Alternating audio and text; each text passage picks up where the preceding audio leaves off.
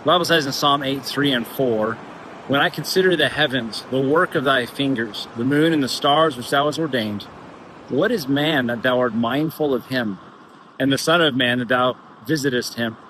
You know, I'm here in Canada and just looking at all this beauty around me, and I just can't stop to think how magnificent, how vast God's creation is and his creativity. And I look at that and it says, consider the things that God has done.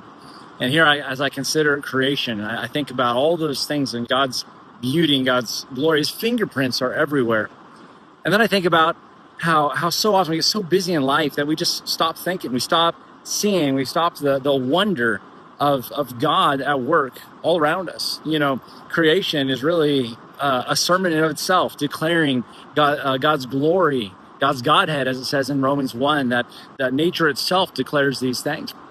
But then I think about God's fingerprints in my own life. David said, what is man that thou art mindful of him?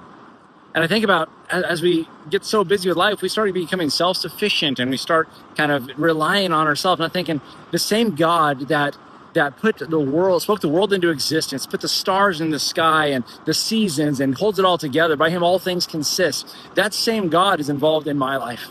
He's involved in your life. He has a special plan, not just in general for your life, but for today. And how quickly we just get going about our day, we lose sight of him. And without wondering, God, what are your plans?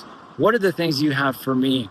You know, what divine appointment does he have for me to share his goodness with somebody else? And as we go about our day, I just want to encourage you this week, as you spend time preparing, as you spend time planning and you go through your day, God is mindful of you. Don't forget to be mindful of him. Let him organize your plans. Let his fingerprints be evident in your life and what he has done. Just like creation all around us, he wants to have the same impact in you personally as he uses you in this world. So I consider today's Monday morning musings. I hope that's an encouragement to you. That might set the tone for your week. Have a blessed week, and I look forward to seeing many of you soon. God bless.